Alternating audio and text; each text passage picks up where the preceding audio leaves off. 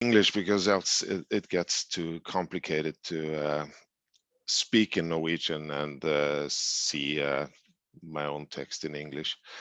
So what I wanted to do is give you some reasons why I think that indigenous peoples or Sami should receive more attention in school curricula. Then we can go to the next slide.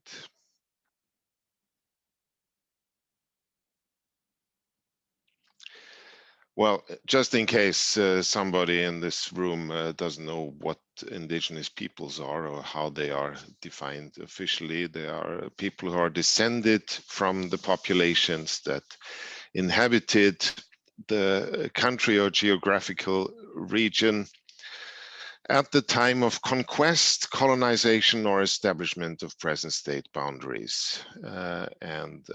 They usually retain some or all of the social, economic, cultural, and political institutions, irrespective of their legal status. So there are two elements here: descent from alltså folk som har bodd i landet som man ser på, før nåværende landegrense ble trukket, og før man eventuelt ble kolonisert. Det er faktisk det som har skjedd med urfolk flest, eller alle. Og så har man bibeholdt noen av sine egne sosiale, økonomiske, kulturelle eller politiske institusjoner, ikke minst en sans av identitet. Men så setter jeg her i klammer what is a people? That's a really difficult question. And if you guys want, you can come up with some thoughts how we should define people, because we know today that what makes people distinct is not their set of genes. And we also know that people, ethnic groups and people maintain their borders despite the fact that the cultural stuff inside those borders is changing. So objectively, we are both genetically and culturally increasingly hybrids. And yet people all over the world, including indigenous peoples and the people categorizing indigenous peoples, maintain that the ethnic boundaries that we have used for a long time now should stay in place. And then the next slide. Well, the typical situation was colonization for indigenous peoples, and that is one of the reasons for the current state of affairs. Indigenous peoples have been colonized, they've lost their political sovereignty. In many cases, they have been exposed to genocide, both in the form of war or sometimes even strategically introduced epidemic diseases. And in some cases, forced sterilization.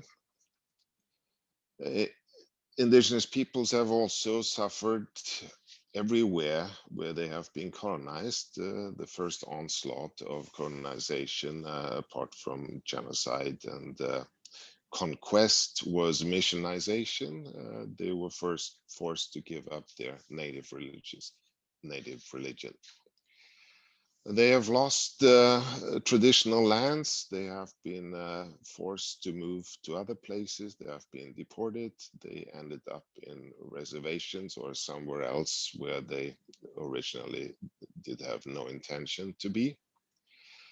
They have been exposed to assimilative policies. They have been forced to give up important parts of their cultures, including their cultural identity.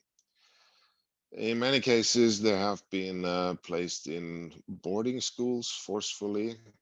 In some cases, native children have been forcefully adopted away from their natural parents. Native peoples have suffered economic marginalization. They have been discriminated in the labor market in recent history. They have certainly been stigmatized, which has resulted in a lot of psychological, psychosocial problems, including higher rates of alcohol and drug abuse compared with the majorities that surround them. They have suffered more or less from identity struggles, finding a sense of ethnic belonging, including a loss of language. And in recent decades, we have observed in Norway, as well as in other countries, tendencies towards revitalization. That is, the situation of indigenous peoples on the overall has in many respects become better. And the 3 points I want to draw your attention to is that indigenous peoples, for the first, indigenous people illustrate the cost of the human cost of assimilation, stigmatization, and marginalization in very impressive ways. We can see people who are struggling to have an identity, to have a sense of belonging that is not constantly challenged by the majority or by minorities inside their minority. Shame has been an issue associated with stigma. There is a sense of inadequacy and inferiority that has been widespread. Trauma has been observed, often across generations, in many of the countries where indigenous peoples have been exposed to assimilationist policies.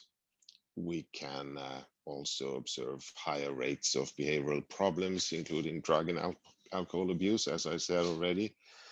Also, depression and suicide is much more widespread. The suicide rates of indigenous peoples in as different places as Greenland, Alaska, Siberia, Australia and New Zealand, and in fact also Scandinavia or Sapmi. The suicide rates are alarming, and in general, the statistics of indigenous peoples on a number of these variables indicating stress and trauma and a less than optimal life situation, these statistics are quite alarming. Then the other topic where I find indigenous peoples interesting also to be incorporated in various ways in the current school curricula is that indigenous peoples are sort of guardians, or in some case one might say like the canary birds in the mines before. They're guardians of sustainable development in many important ways. And the reason is that traditionally indigenous people have used natural resources in ways that didn't create massive environmental problems. They have certainly been able to create local environmental problems at times. And as I usually point out in my teaching, if indigenous peoples always had behaved ecologically wise, the human race or humans wouldn't have spread all across the world. It was usually a result of overexploitation of local resources that led to people moving somewhere else. But still, the massive environmental problems that, for example, industrialized societies can cause are not something that is observed in traditional indigenous subsistence strategies. Both soil, forests, animals, and plants are important in their lives. Of course, this is a generalization here. There are many indigenous people who consider themselves indigenous, but who are not living in traditional ways.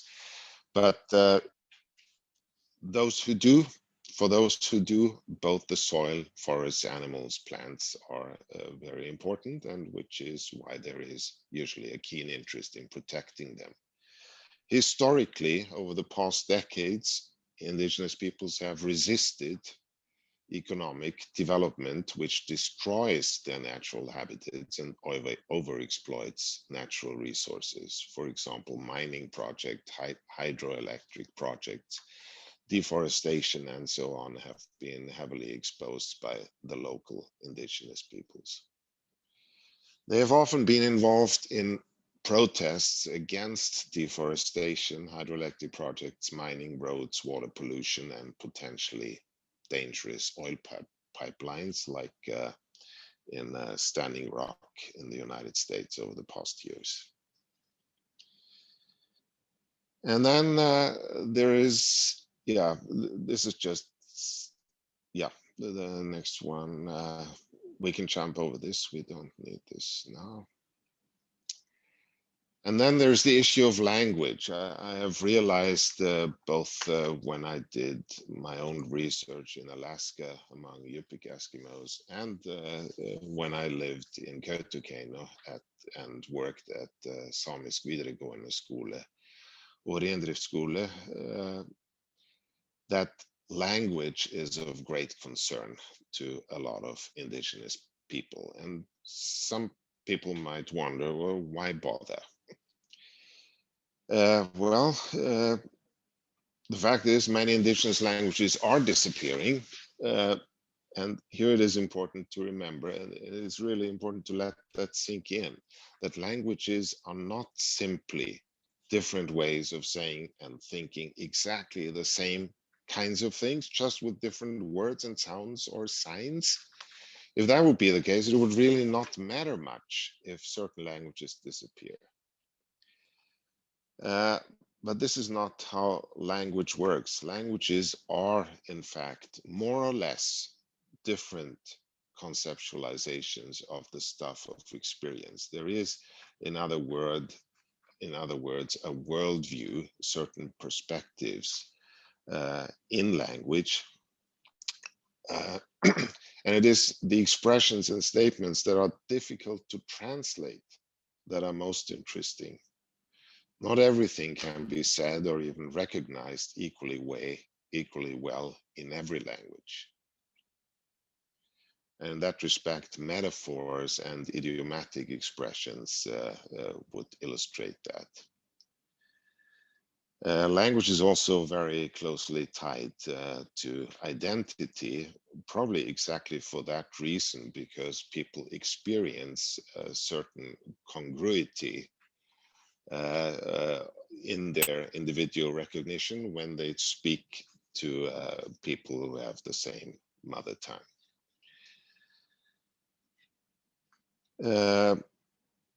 What I have given you on the next slides are just some indications of documentaries that I think are worth watching with respect to some examples of current conflicts between indigenous peoples and environmentally damaging projects, and interesting movies that take up aspects of indigenous peoples with respect to the consequences of assimilationist policies on the one hand, and for example, boarding schools, and how it is to be indigenous and yet live in 2020.